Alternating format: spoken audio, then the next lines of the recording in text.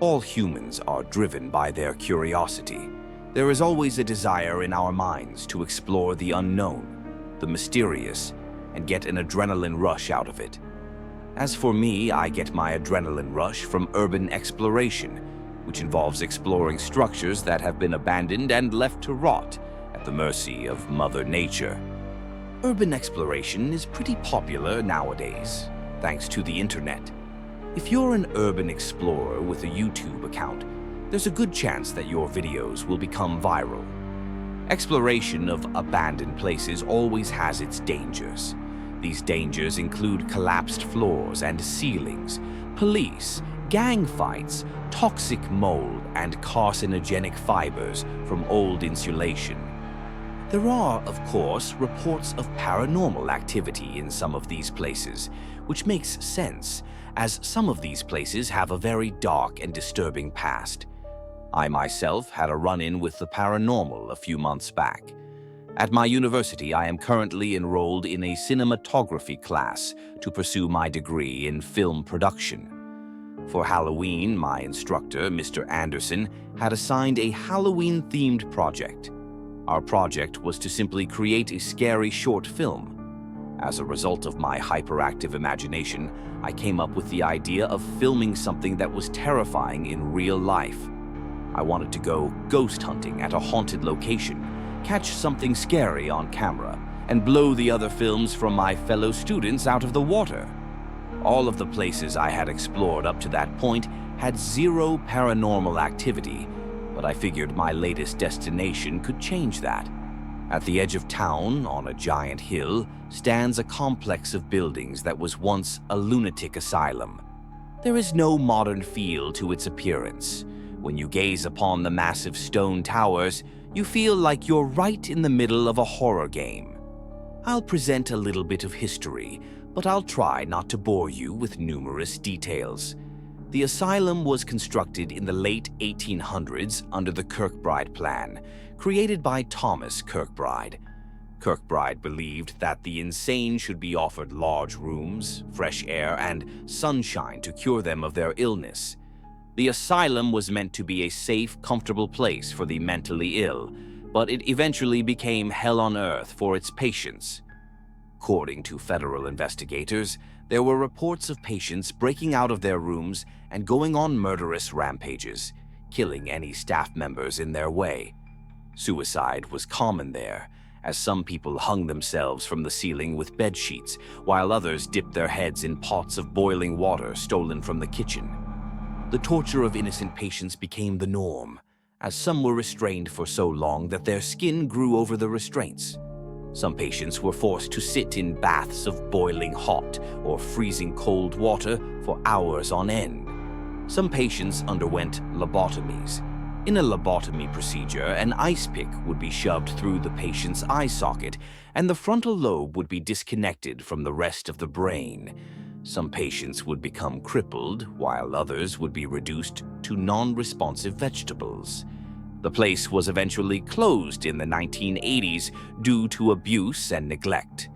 Tower, the entrance to the main building. With the amount of security swarming the place, it's almost impossible to break in, but the few teenagers who succeeded in doing so have told all kinds of crazy stories, like slamming doors, floating heads, glowing eyes, moving wheelchairs, and disembodied screams. One of the hallways in the building has been nicknamed the Shadow Hallway, because shadowy apparitions supposedly roam this hallway. As much as I wanted to explore the place, I didn't want to be an idiot and face charges for trespassing. Luckily, my best friend Dennis is the sheriff's son, so I asked him to pull a few strings for me, and it worked. The razor wire gate at the entrance was unlocked for both of us, and I had the sheriff's note of permission in my pocket, in case we were confronted by a security guard that didn't get the memo. Dennis came with me because we partnered up for the project. Being a history buff like me, the chance of exploring an abandoned institution over 100 years old was too good of an opportunity to pass up. He researched the history just like I did, and printed a copy of the old campus map off the internet, so we would know which building was which. We decided to explore the main hospital building first, since it was massive compared to the other buildings. Once we were inside, we were absolutely blown away by the condition of the interior. Hallway. One of the hallways. The inside was in near-perfect condition, as if it was closed yesterday. Thanks to the efforts of the police, nobody had a chance to vandalize or spray graffiti on the walls. The ceiling hadn't collapsed, which was a blessing because I didn't want wet pieces of rust to fall on my neck. The only damage we could find was just some peeling wallpaper. Everything inside was left behind when the hospital closed. Wheelchairs, beds, syringes, gurneys, medical equipment, and papers were scattered in almost every room. After a half hour, we found the electroshock therapy room, where many patients met a painful demise, as they were often given high levels of electric current that their bodies could not handle. Dennis pointed at the wall. "Dude, look." I looked at the wall. Attached to the wall were two thick electric cords. Dennis glanced at me and grinned. All of the money in the world wouldn't convince me to plug my arms into those. "No kidding," I replied. We left the therapy room and started walking down yet another dark hallway. The building was literally like a giant maze. We both saw it at the same time. A giant dark shadow rose out of the floor. Its glowing green eyes flashed like headlights as it stared at us. My hands were shaking with excitement as I pointed my camcorder straight at the thing. It eventually turned its head away from us and sank back into the floor. "Did you get that on camera? Please tell me you got that on camera," Dennis exclaimed. I smiled. "Sure did." Dennis high-fived me. "We're going to ace this project now. Our film will be the best in the class." Right at the moment, my camcorder shut off. I clicked the on-off switch multiple times with no response. I can't believe this. What? The battery died. This doesn't make any sense. I just charged it right before we left. Dennis shrugged. Could be ghosts. Plenty of paranormal investigators have reported the same thing happening to their electronics. Plus, we got that ghost on camera, so we're still going to beat the other projects by a landslide. That's a possibility, and we still have the whole complex to explore for the night. A dead battery can't stop us.